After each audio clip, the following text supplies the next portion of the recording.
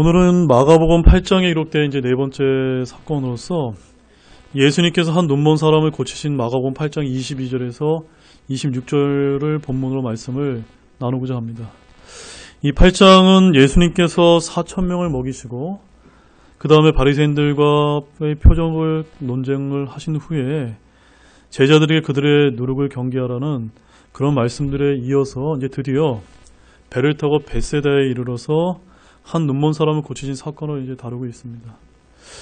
예수님께서는 오병이어 사건과 4,000명을 먹이신 사건은 물론 메시아로서의 수많은 기적들을 그동안 베풀어 오셨습니다.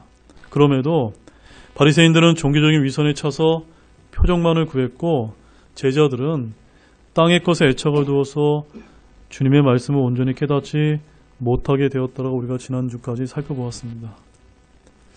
이렇게 예수님을 따라다니고 가르침을 받았던 이 제자들조차도 영적 소경에 불과했지만 오늘 본문을 보게 되면은 진짜로 소경이었던 한 눈먼 사람을 고쳐주셨다는 것은 참으로 묘하게 대비가 되는 그런 말씀이 아닐 수가 없습니다. 자, 말씀을 제가 이제 여러분들에게 본격적으로 전해드리기에 앞서서 한 가지 당부를 드리고 싶은 점이 있다면, 여러분은 오늘 이 시간에, 이 귀한 시간에 어떤 마음가짐으로 예배를 드리러 나오셨는지 제가 묻고 싶지 않을 수가 없습니다. 그저 주일이 되었기 때문에 여러분은 혹시 종교적인 습관 때문에 나오신 분은 없습니까? 아니면 어떤 은사주의적이거나 세속주의적인 축복을 받기 위해 혹시 이 시간에 나오신 분이 계십니까? 중요한 것은요, 앞서 본문 8장 전반부에 기록된 사건들을 통해서 거듭 언급하고 있는 것처럼 그러한 목적들로 여러분들이 나오신다면 우리는 이 귀한 시간에 진정 하나님의 은혜와 긍휼을 얻기 힘들다는 점입니다. 우리는 오늘 본문 사건을 대하면서 이 한 눈먼 사람의 마음과 입장이 늘 있어야만 보이지 않는 하나님의 은혜로운 손길을 이 시간에 느낄 수 있음을 알아야만 합니다. 왜냐하면 정말로 하나님께서는 이 눈먼 사람처럼 가난하고 통회하는 영을 가진 자, 하나님의 말씀에 떠는 자를 보살펴 주시는 분이기 때문입니다. 아멘이십니까? 여러분, 하나님의 말씀에 떨고 계십니까? 오늘날 지금 우리가 살고 있는 이런 시대에는 하나님의 말씀과 법이 땅에 떨어지는 시대입니다. 심지어 믿는다고 하는 사람들조차도 자신이 갖고 있는 이런 생각들 때문에 하나님의 말씀과 충돌될 때 하나님의 말씀을 따르지 않고 하나님의 말씀에 떨지 않는 사람들이 얼마나 많은지 모릅니다. 자, 우리 먼저 이사야서 66장 2절 말씀을 읽고 우리 시작하도록 하겠습니다. 그 모든 것들을 내 손이 만들었으므로 그 모든 것들이 존재해 왔느니라. 주가 말하노라. 오직 나는 이런 사람과 가난하고 통회한 영을 가진 자, 내 말에 떠는 자를 보살피리라. 가난하고 통회한 영을 가진 자가 어떤 사람일까요? 여러분들이 이 시간에 뭔가 이렇게 교만한 마음으로 어떤 종교적인 습관으로 나오는 것이 아니라 뭐래도 이 시간에 내가 하나님의 은혜로운 말씀을 통해서 뭐래도 하나 이렇게 얻어가겠다라고 겸손한 영으로 가지고 나온 사람을 지금 말하고 있는 것입니다. 그리고 여기 또 어떤 사람을 하나님께서 보살핀 자고 약속하고 계십니까? 내 말에 떠는 자, 제 말이 아니고요, 오늘 이 본문에 담겨있는 하나님의 말씀에 정말 두려워하는 가운데 내가 떠는 자, 그런 자를 하나님께서 보살펴 주심을 여러분 믿으십니까? 믿기를 바랍니다. 자, 그러면 지금부터 오늘 본문에 담긴 귀한 영적 교훈들을 가난하고 통회하는 이 눈먼 사람의 심정으로 우리 모두 하나씩 총 3가지를 오늘 여러분들과 함께 나누도록 하겠습니다. 자, 첫 번째 교훈은 주님의 은혜의 복음도 언젠가 거두어질 날이 있으며 그때는 오직 심판만이 남아있습니다 라는 부분입니다. 우리 본문 22절 23절 읽겠습니다. 그분께서 벳세다에 이르시매 그들이 한 눈먼 사람을 데리고 그분께 나와 그를 만져주실 것을 그분께 간청하거늘 그분께서 그 눈먼 사람의 손을 잡고 그를 고을 바깥으로 데리고 나가사 그의 눈에 침을 뱉으시며 그에게 안수하시고 그가 무엇을 보는지 그에게 물으시니. 자, 지금부터 이제 말씀을 잘 보셔야 됩니다. 오늘 말씀을 우리가 자세히 보게 되면 예수님께서 어디에 도착하셨습니까? 벳세다에 이르시매라고 시작하고 있음을 먼저 주목하셔야만 됩니다. 그리고 사람들이 한 눈먼 사람을 데리고 예수님께 나와 그를 만져주실 것을 간청했습니다. 이게 무슨 말씀이냐면요. 이 눈먼 사람은요. 다른 사람들은 주로 어떻게 했습니까? 주님께 친히 찾아와서 자신을 고쳐주실 것을 이렇게 간청했던 사람들이 대부분이었는데 이 사람은 어떻습니까? 자기가 자원해서 이렇게 찾아간 게 아니라 다른 사람들이 이렇게 부추겨가지고 이 사람이 이제 예수님께 나와왔고 그 다음에 그 사람들에 의해서 예수님께서 손을 만져주시기를 고쳐주시기를 이렇게 했던 사람이라고 이제 성경은 이야기하고 있습니다. 자, 이것이 뭘 뜻하냐면요. 우리는 이 눈먼 사람 자신이 다른 눈먼 사람이 병 고침을 보였던 열심과 기대가 보이지 않으면 우리가 먼저 볼 필요가 있습니다. 이는 영적으로 눈이 먼 사람들이 여러분이 우리 주변에 보게 되면은 아직 구원받지 못한 사람들도 있습니다. 성경 말씀 잘 모르는 그런 영적으로 눈먼 사람들이 많이 있죠. 그런 사람들이 자신을 위해서 기도하지 않을 때 누가 옆에서 도와줘야 될까요? 그들의 가족이나 친구들이 그리스도께 기꺼이 그들을 만져주시도록 그들을 위해 우리가 돕고 기도해야 된다는 그런 뜻을 먼저 여기서 보여주고 있는 것입니다. 아멘이시죠? 특히 23절을 우리가 또한 보게 되면 예수님께서는 그 눈먼 사람의 손을 잡고 그를 거울 바깥으로 데리고 나간 다음에 고쳐주셨다는 것이 특이합니다. 무엇이 특이하다고요? 현장에서 바로 고쳐주신 게 아니라 그 벳세다라는 거울 바깥으로 완전히 데리고 나가셨습니다. 왜냐하면 대개 주님께서는 아픈 자를 고치실 때 어떻게 고쳐주셨습니까?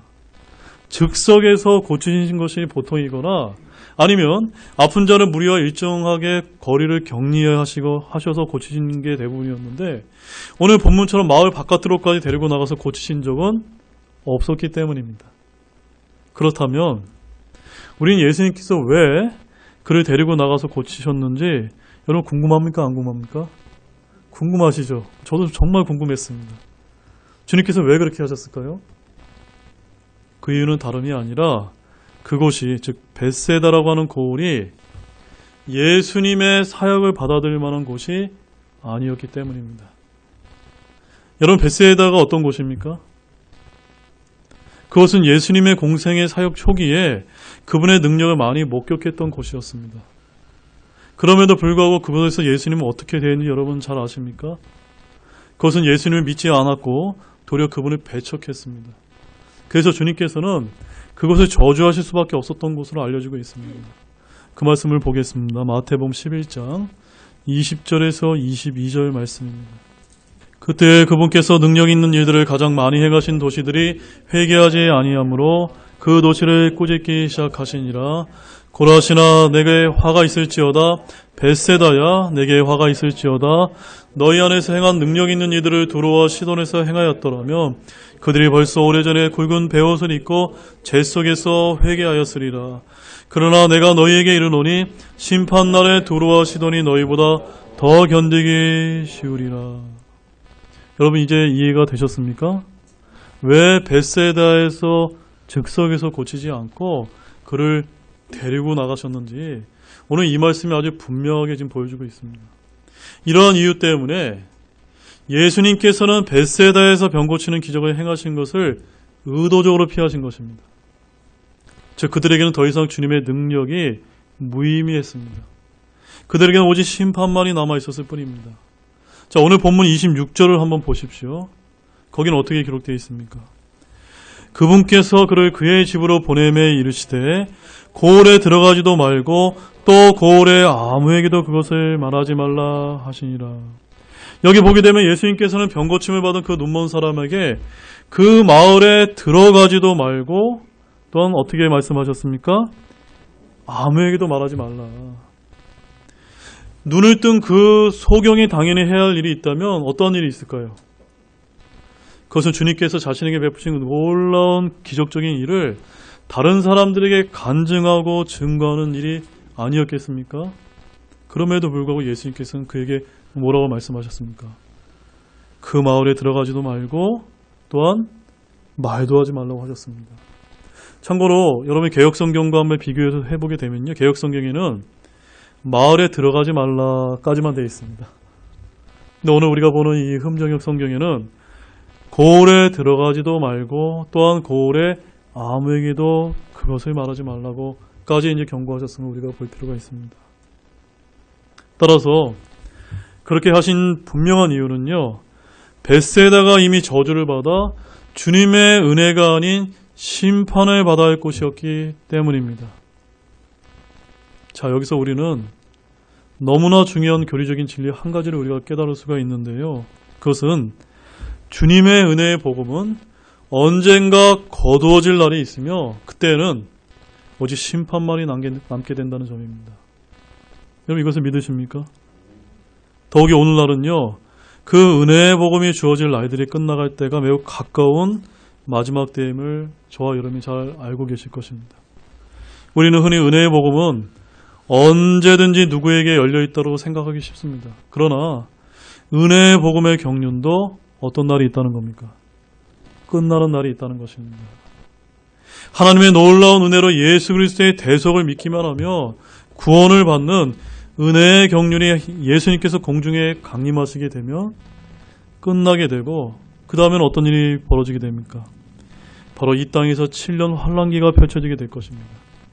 그때 휴거되지 못하고 이 땅에 남겨진 사람들은 예수님만 믿기만 해서는 전혀 구원받을 수가 없습니다. 지금 우리 시대는 어떻게 구원을 받았습니까? 그저 예수님만 우리가 믿기만 하면 은혜로 거저 우리가 구원을 받지 않습니까? 그런데 그 7년 환란기가 펼쳐지게 되면 예수님만 믿어서는 안 되고 끝까지 견뎌야만 구원을 받는다고 말씀하고 있습니다. 마태복음 24장 13절 말씀 한번 보십시오. 그러나 끝까지 견디는 자 곧 그는 구원을 받으리라. 제가 일부 시간에도 그런 말씀으로 질문을 드렸는데 여기 계신 분들 중에 끝까지 견뎌서 구원받으신 분이 혹시 있으십니까? 그런 분 있으시면 안 돼요. 네. 지금 우리가 살고 있는 이 신약의 은혜의 시대는요. 내가 뭘 끝까지 견디고 뭘 한다고 행위로 받는 시대가 아니라 어떻게 우리는 구원받는 시대입니까? 믿음으로 은혜로 구원받는 시대라는 것입니다. 사랑하는 여러분, 앞으로 고통의 시기, 인류 전체가 전무후무한 심판을 받는 환난의 경륜이 있기 전에 나타나는 시대의 표적들이 오늘 마태복음 24장 7절에 언급되고 있음을 우리가 볼 필요가 있습니다. 24장 7절 말씀 어떻게 기록되어 있습니까? 민족이 민족을 왕국이 왕국을 대적하여 일어나고 곳곳에 기근과 역병과 지진이 있으리니. 어떤 단어가 여러분 눈에 들어오십니까? 역병이 들어오시죠? 네. 곳곳에 기근과 역병과 지진이 있으려고 분명하게 대언이 되어 있습니다. 여러분, 지금 전 세계를 강타하고 있는 중국발 코로나 역병이 여기서 언급된 역병인지 아닌지 우리는 분명히 알 수는 없습니다. 이보다 더 강력한 역병과 재앙이 혹시 몰려올지도 모릅니다. 그러나 분명한 사실은요. 지금까지 역사상 있었던 역병들은 국지적이고 제한적인 역병은 있었는지는 모르지만 이번에 우리가 겪었던 이 코로나처럼 전 세계적인 팬데믹을 가져올 만큼의 역병은 있었습니까? 없었습니까? 없었다는 점입니다.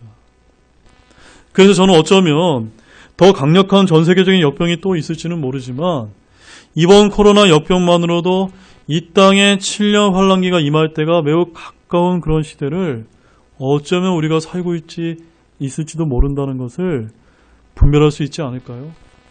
아멘이세요?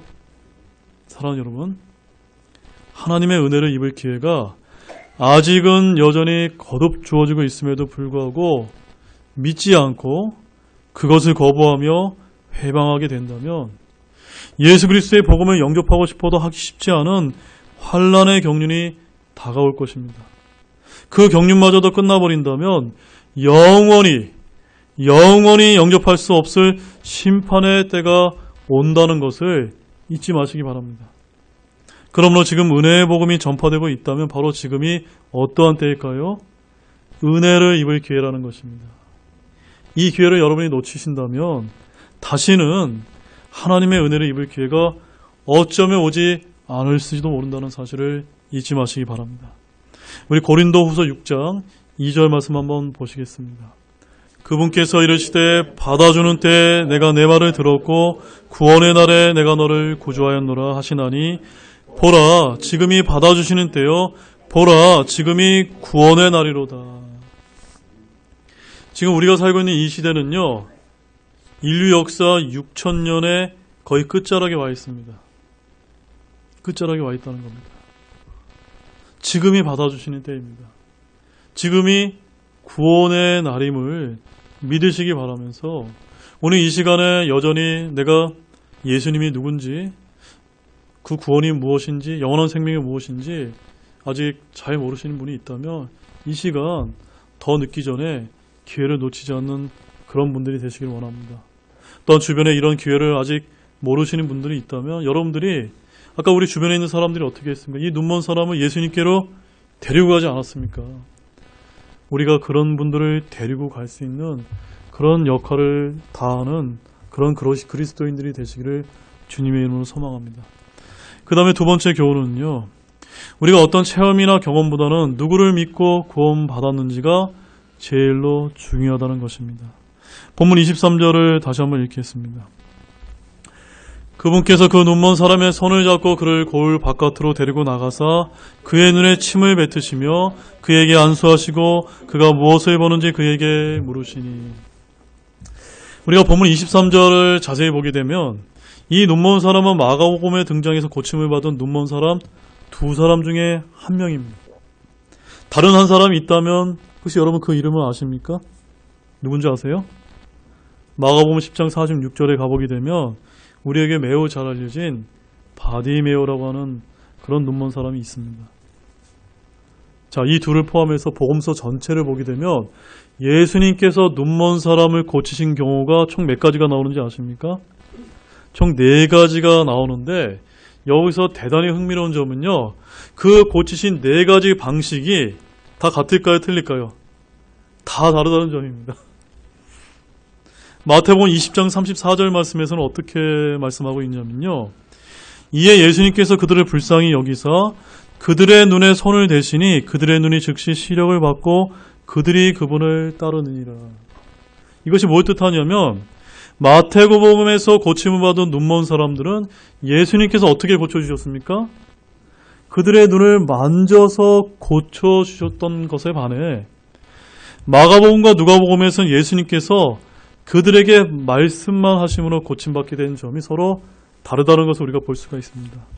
그래서 마가복음 10장 51절과 52절은 이렇게 얘기합니다. 그 눈먼 사람이 그분께 이르되 주여 내가 시력을 받게 해 주옵소서 하매 예수님께서 그에게 이르시되 내 길로 가라 내 믿음이 너를 온전하게 하였느니라 하시니 그가 즉시 시력을 받고 라고 되어 있습니다. 여기서는 어떻게 하셨죠? 만지지도 않으시고 그저 말씀만으로 즉시 고쳐주셨습니다. 자, 그 다음에 또 다른 경우가 이제 요한복음에 등장하는데 요한복음에는 주님께서 어떻게 고쳐주셨을까요? 우리 요한복음 9장 6절과 7절 말씀을 같이 한번 찾아보시겠습니다. 이렇게 말씀하시고는 그분께서 땅에 침을 뱉고 침으로 진흙을 이겨 그 눈먼 사람의 눈에 진흙을 바르시며 그에게 이르시되 가서 실로암 못에서 씻으라 하시니 실로암은 번역하면 보내어졌다는 뜻이라. 그러므로 그가 자기 길로 가서 씻고 보게 되어 왔더라. 여기서는 어떻게 예수님께서 고쳐주셨습니까? 네, 땅에 침을 뱉어서 진흙을 이렇게 이겨서 그의 눈에 이렇게 발라가지고 가서 실로암에 가서 씻으라고 했더니 그렇게 이제 고침을 받게 되었다고 기록하고 있습니다. 자, 사랑하는 여러분, 중요한 거는 오늘 본문 23절에서는 예수님께서 이 눈먼 사람을 어떻게 고쳐주셨습니까? 23절을 보게 되면 그분께서 그의 눈에 침을 뱉으시며 그에게 안수하시고 라고 이렇게 하시면서 고쳐주셨다는 것입니다. 자, 하여튼 이외에도요, 눈먼 사람이 고침을 받는 경우가 한 5번째 사례가 또 하나 있긴 한데 이거는 좀 약간 사례가 다릅니다. 마태복음 12장 22절을 보게 되면요, 거기서는 마귀가 들려서 눈멀고 말 못하는 자가 나오는데 예수님께서 그를 고쳐주시니라는 말씀에 세부사항이 전혀 나와 있지 않는 그러한 경우가 또한 있다는 것입니다. 사랑하는 여러분, 이제 주님께서 이렇게 다양한 방법을 취하신 이유가 무엇 때문일까요? 궁금하지 않습니까? 그 이유는요, 예수님께서는 어느 한 방법에 매이지 않는 분이시기 때문입니다. 주님은 기계적인 방법으로 병을 고쳐주지 않기 때문입니다. 이처럼 하나님의 섭리는 여러 가지 다른 방법을 통해서, 다양한 방법을 통해서 동일한 목적을 이루어 주심을 보여주고자 하셨던 것입니다.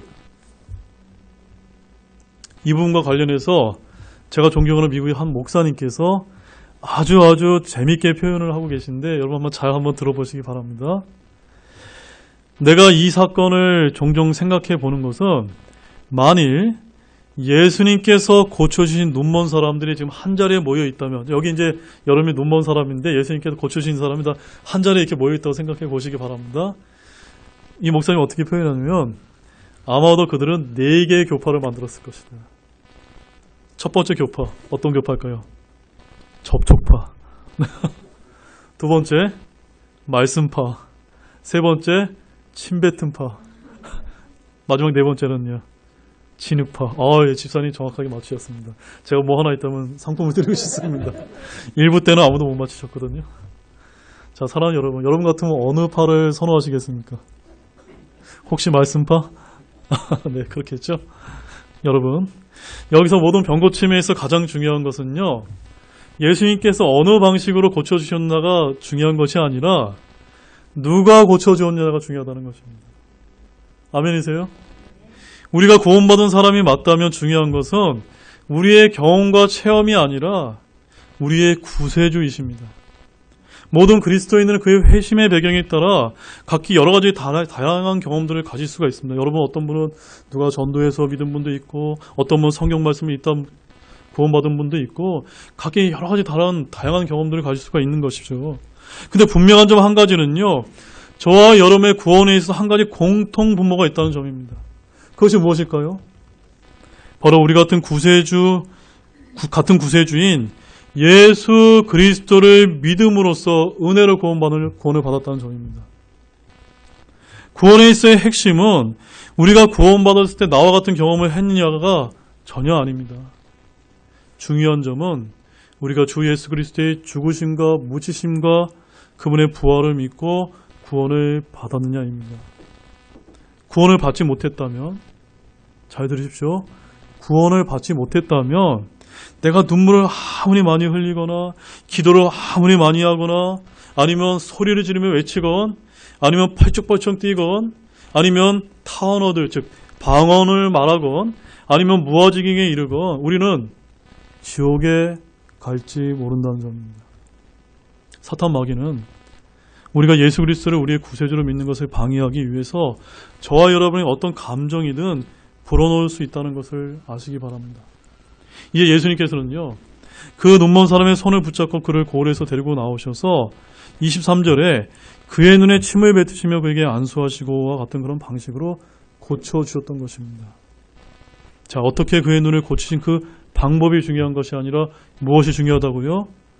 누가 그를 고쳐주셨는지가 가장 중요하다는 점입니다. 참으로 중요한 사실 한 가지가 또 있다면 침을 뱉었다는 것이 어떤 의미일까요?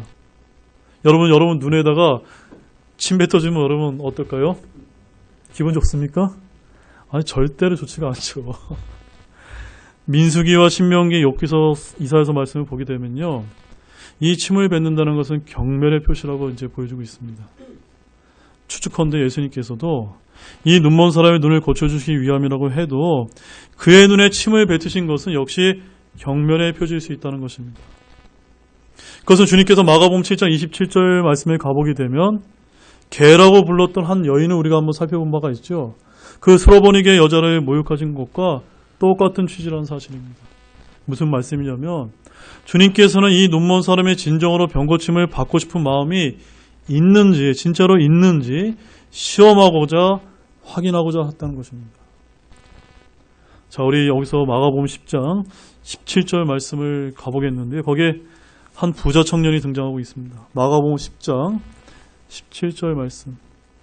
그분께서 길로 나아가실 때 한 사람이 달려와 그분께 무릎을 꿇고 그분께 여쭙되 선한 선생님이여 내가 무엇을 하여야 영원한 생명을 상속받으리까 하매. 자, 지금 여기에는 한 사람이라고 나와 있는데 다른 복음서를 보게 되면 부자 청년이라고 나와 있습니다. 이 부자 청년이 주님께 왜 나왔습니까? 내가 무엇을 해야 영원한 생명을 상속받습니까? 그러니까 뭘 해야 상속받는 걸로 알았던 거예요. 그래서 이렇게 어리석게 질문한 이 부자 청년에게 주님께서 뭐라고 답변을 해주셨는지 아십니까? 우리 21절, 22절 말씀도 보십시오. 이에 예수님께서 그를 보시고 그를 사랑하사 그에게 이르시되 내게 한 가지 부족한 것이 있으니 내 길로 가서 내게 있는 것은 무엇이니 팔아 가난한 사람들에게 주라. 그리하면 하늘에서 내게 보화가 있으리라. 그리고 와서 십자가를 지고 나를 따르라 하시매 그가 많은 소유를 가졌으므로 그 말씀을 듣고 슬퍼하며 근심하며 가니라. 주님께서 이 청년이 준 해답이 무엇이었습니까? 너 같은 그런 부자 청년이 너가 갖고 있는 그 재산을 팔아서 가난한 사람에게 나눠주고 십자가를 지고 나를 따르라 라고 이야기했더니 이 청년이 자기의 그 재물 때문에 근심하면서 슬퍼하면서 떠나갔다고 기록하고 있습니다. 바로 부자 청년은 자신이 진정으로 얻기를 원했던 것을 위해서 주님께 찾아왔는데 이것을 진정으로 얻기 위해서 어떠한 대가를 치를 만큼 진지하지 않았다는 것입니다. 반면에 오늘 본문의 이 눈먼 사람은 처음에는 자신의 자원하는 마음으로 나온 것은 아니고 다른 사람의 도움에 의해서 나오긴 했지만 주님 앞에 섰을 때 예수님께서 침뱉으신 일에 대해서 어쩌면 화를 낼지도 몰랐지만 가만히 있었다는 점입니다. 그는 침뱉음을 감수하면서 서 있었다는 점입니다. 마지막 세 번째 교훈은 주님은 단 한 번이 아니라 점진적인 방법을 통해서라도 우리가 깨달을 수 있도록 기회를 주신다는 겁니다. 어떻게 해요? 한 번이 아니라 여러분 생각해 보시죠. 여러분이 구원받을 수 있는 기회를 딱 한 번만 주었다고 생각해 보시죠. 어떨까요? 여기 아마 어쩌면 구원받을 수 있는 사람이 아무도 없을지도 모릅니다. 그런데 주님께서는 어떻게 해요? 점진적인 방법을 통해서 깨닫고 깨달을 수 있도록 계속해서 기회를 주신다는 겁니다. 그렇게 기회를 계속 주시다가 이 사람이 전혀 그 기회를 받아들일 만한 그런 상태가 아니게 됐을 때는 어떻게 합니까? 그 은혜를 거둬가신다는 겁니다. 우리가 오늘 이 말씀을 통해서 그거를 깨닫는 여러분이 되기를 원합니다. 자, 본문 24절, 25절 말씀을 읽겠습니다.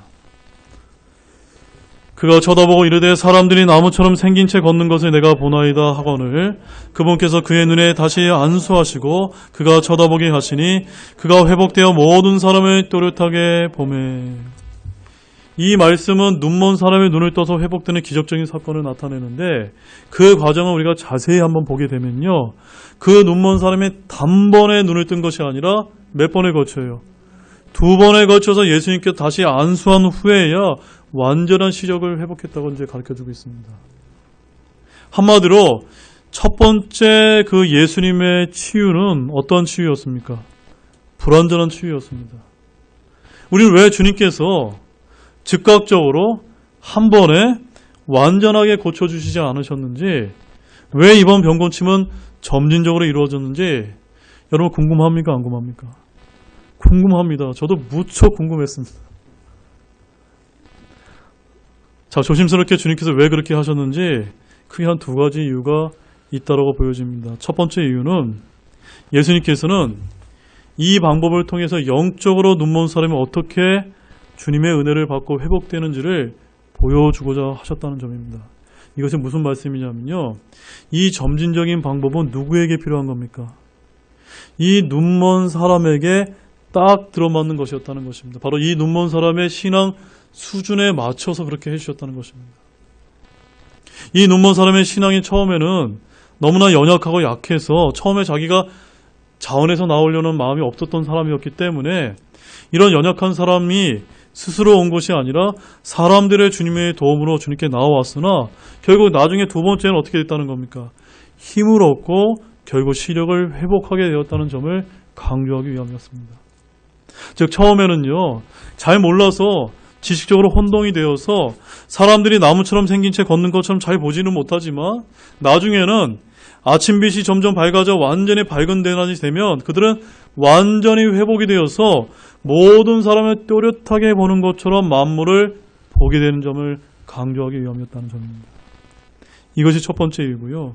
두 번째 이유는 이 눈먼 사람의 고침을 받아 시력을 회복하는 말씀이 예수님의 말씀을 깨닫지 못했던 바로 책망받았던 제자들에 관한 본문인 14절 21절 말씀에 이어서 나온다는 것을 우리가 주목할 필요가 있습니다. 즉 제자들은 19절과 20절 말씀에서도 알 수 있듯이 두 번의 놀라운 기적을 직접 체험했음에도 여전히 예수님의 말씀을 깨달았습니까? 못 깨달았습니까? 못 깨닫다는 거죠. 예수님이 진정 누구인지 밝히 보지 못하는 그저 눈뜬 영적 소경이었다는 점입니다. 그래서 주님께서 뭐라고 이들을 책망하셨습니까? 21절 말씀에서 어찌 너희가 깨닫지 못하느냐, 어찌 너희가 깨닫지 못하느냐라고 이렇게 책망하셨던 것입니다. 그런데 이 눈먼 사람은 주님의 능력을 통해 시력을 완전히 회복을 했습니다. 신약 성경에서 예수님께서 단 한 번이 아니라 두 번의 점진적인 단계를 통해 고치신 사건은 이 경우가 유일하다는 점입니다. 제자들은요, 오병이의 기적을 통해서 예수님의 진정한 모습을 보지 못했을 뿐만이 아니라 4,000명을 먹이신 기적을 통해서 여전히 마찬가지였습니다. 제자들의 그러한 영적인 무지와 무감각을 염두에 두시기라도 한 것처럼 예수님께서는 이 눈먼 사람을 단번에 고치지 않으시고 두 단계를 통해 고치심으로써 제자들에게 첫 번째 고치심으로 사물을 대강 정도밖에 분별하지 못했지만 두 번째 고치심을 통해 사물을 완벽하게 분별할 정도로 시력을 회복한 이 눈먼 사람처럼 제발 좀 보고 깨달으라는 의미가 아닐까요? 즉 너희들은 두 번의 놀라운 기적을 통해서도 도무지 보지 못하고 깨닫지 못하니 참으로 한심하지 않느냐는 책망을 하시려던 것으로 볼 수 있다는 것입니다. 이제 결론을 맺겠습니다. 사랑하는 여러분, 예수님께서는 자신을 배척하고 믿지 않는 벳세다에 대해서는 모든 은혜를 거두시면서도 그 중에서라도 처음에 연약해서 다른 사람의 도움으로 나왔음에도 나중에는 진정으로 주님의 은혜를 사모하며 겸손했던 이 눈먼 사람에 대해서는 점진적인 방법을 통해서 긍휼을 베푸셔서 그의 병을 고쳐주셨다는 점입니다.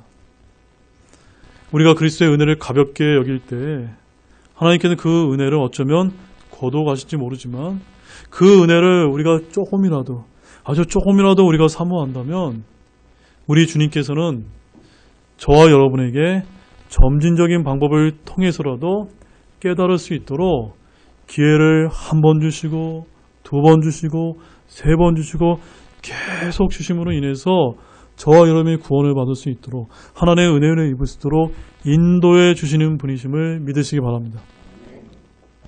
이처럼 오늘도 우리 주님께서는 가난하고 통해하는 영으로 겸손하게 주님을 더듬어서 이렇게 막 더듬어서 찾는 자들에게는 은혜를 풍성히 베풀어 주시는 분이심을 굳게 믿으시기 바랍니다. 그런 모든 분들이 되시기를 정말 우리 주 예수 그리스도의 이름으로 축원드립니다. 우리 다 같이 일어나시겠습니다.